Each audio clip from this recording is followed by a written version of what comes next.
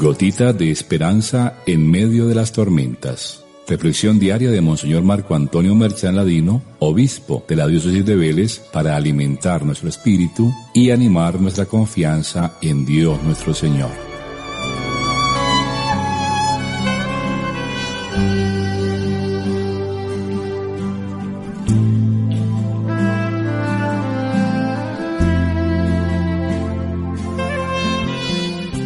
Muy queridos hijos e hijas, reciban mi saludo en este miércoles. No he venido a abolir la ley y los profetas, sino a dar cumplimiento. Así empieza el discurso del Señor en el día de hoy. Cuando el Señor habla de la ley y los profetas, está designando a la Biblia hebrea, es decir, el Antiguo Testamento, que en su totalidad es un anuncio de Jesús. De ahí que digamos con certeza que el Señor es la realización plena y cumplimiento exacto de todo lo que anunciaba la ley y los profetas, todo el Antiguo Testamento. En Él, en su vida, en sus actitudes, en su sentimiento y sobre todo en su pasión y muerte, se hace visible y tangible todo lo que la ley y los profetas dijeron. En efecto, cuando Moisés recibió los mandamientos, en ellos se expresaba la voluntad de Dios, que en el fondo se resumían en hacer el bien y evitar el mal. Llamemos la vida y nos abstengamos de lo que lleva a la muerte. La ley, como vemos, es positiva en cuanto es letra escrita, que dice lo que hay que hacer y ordena las cosas hacia un objetivo que hace crecer la vida, prohibiendo en cambio aquello que se opone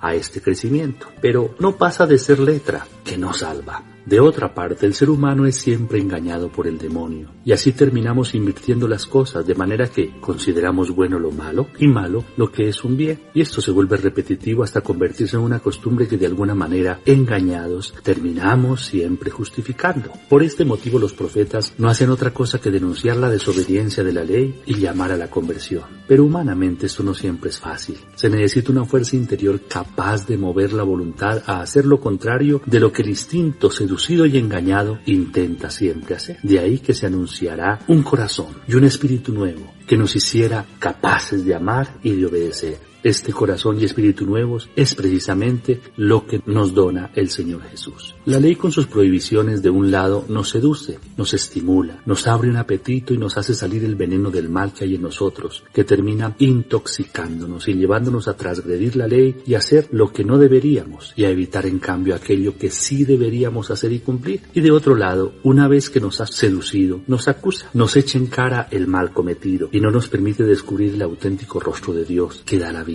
Por lo que antes que acercarnos para tener vida, terminamos alejándonos de Él por miedo a sus castigos y experimentando desde luego la muerte, porque lejos de Dios no tenemos otra posibilidad. Ante esta situación el ser humano cae en la tentación de cumplir externamente, es decir, con hipocresía, para parecer que se cumple y que se es muy bueno, pero quedando siempre el corazón y las motivaciones interiores muy lejanas. El Señor anuncia que no ha venido a abolir la ley, sino a darle cumplimiento, pues la palabra, la ley y la promesa de amor dada por Dios no fue escuchada, es decir, quedó sin cumplirse desde Abraham en adelante. El Señor Jesús será el primero que la escuche y la cumpla en su vida, pues Él vino a hacer la voluntad del Padre, y será el primero que le dé el sentido original a la ley, no como palabra muerta, sino como semilla de vida, no como ley que esclaviza, sino como mensaje de amor que libera. La ley y los profetas tienen su cumplimiento y por consiguiente su consumación y plenitud en Cristo, pues Él apunta a la interiorización de los preceptos, buscando que se cumplan donde se tienen que cumplir, desde el corazón y desde el amor, y no simplemente con una obediencia externa, ciega, sin alma y sobre todo hipócrita, porque lo que se siente no corresponde con lo que se muestra. Cuando la ley se vive desde el corazón,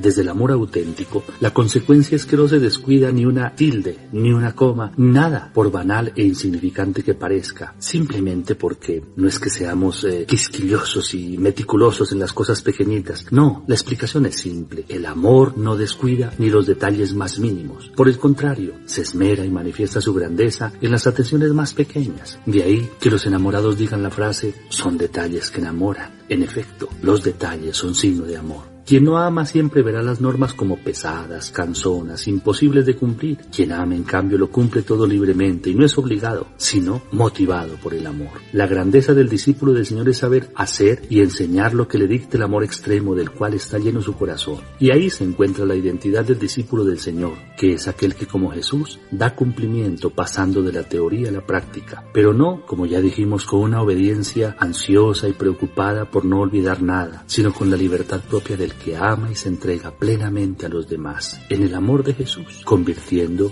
su testimonio de vida en una enseñanza maravillosa para los hermanos. Que el Señor nos ayude a interiorizar el mensaje del Señor, que el Señor nos ayude a vivir el amor desde el corazón y a manifestarlo externamente simplemente como esa consecuencia de aquello que sentimos y vivimos interiormente. Recibamos la bendición del Señor esté con ustedes y la bendición de Dios Todopoderoso, Padre, Hijo y Espíritu Santo descienda sobre ustedes y los acompañe siempre. Amén.